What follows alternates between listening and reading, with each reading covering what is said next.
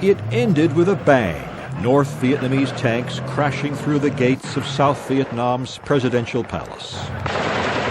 All of Saigon that day seemed to erupt in gunfire. The gunfire of celebration. A 30-year war involving first the French and then the Americans was over. For many Vietnamese, it was the defining moment of their lives. First of all, I was very happy because our country was liberated. And I myself really survived during this cruel, barbarous war. My family were business owners, and we were very scared of what the communists might do to us. And back then, I couldn't imagine that in just a few years I would become a refugee and my life was changed forever. To the young reporters here, like the Far Eastern Economic Review's Nayan Chanda, the end, when it came with unexpected suddenness.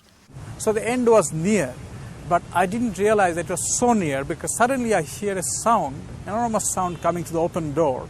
And look at the door and see in the frame of the door a tank crossing the frame of the door, and at the back of the tank flying a red and gold flag. So I said, wow. South Vietnam had collapsed in only 55 days after a massive offensive. In a bunker 30 kilometers north of Saigon, Commanding General Van Tien Dung and the top brass of the North Vietnamese Army were about to have a party. When we got the news that the tanks had entered Saigon, a great cheer went up from the bunker. We were all crying with joy and hugging each other. And then we phoned Hanoi to announce our great spring victory. In Saigon, I watched as the tanks moved through the city.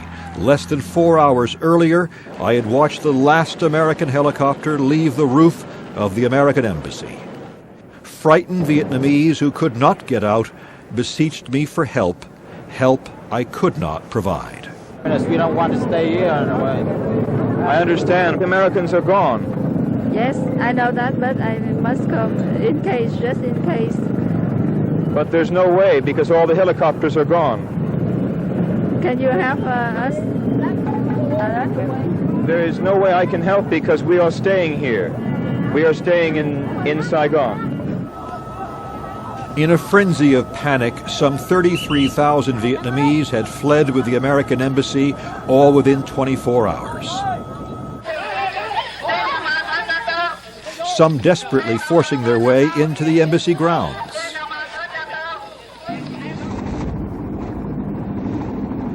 Some of the South Vietnamese army flew their helicopters to the U.S. fleet off the coast, ditching their aircraft in the sea.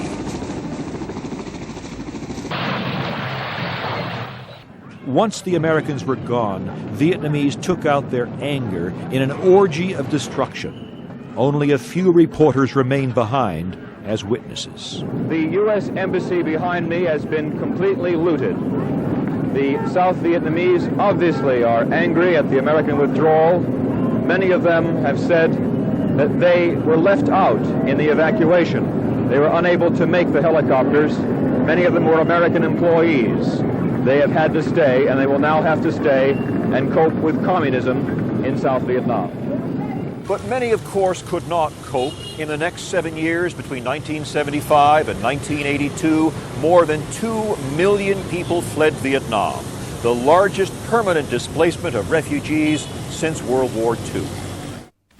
Thousands of people had homes, businesses confiscated.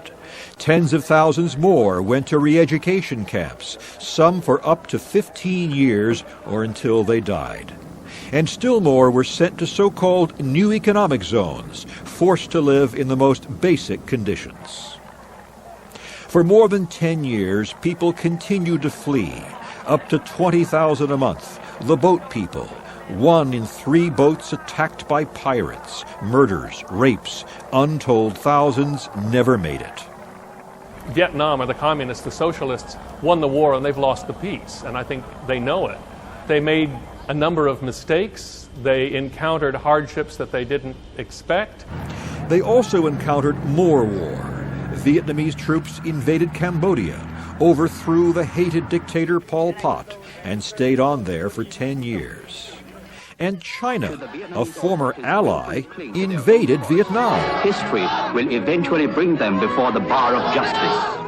China said it was going to teach Vietnam a lesson for its invasion of Cambodia. I think Chinese in the end got punished because Chinese took heavy casualty, up to 50,000 casualty Chinese took. Still, the Vietnamese and their economy suffered. A huge proportion of the Vietnamese adult male population wound up either on the border with China or fighting against the Chinese-sponsored Khmer Rouge in Cambodia. And this was then male labor force that was not available for more productive activity. It was not until 1988 that Vietnam finally put the war behind it. Hanoi's leaders launched Doi Moi, a policy of economic reform. Finally, Vietnam began to grow, to prosper. With privatization, growth surged to 8% a year. Foreign investment and overseas Vietnamese were attracted back. As one writer put it, in Vietnam, the present is complex, the past uncertain, but the future is glorious.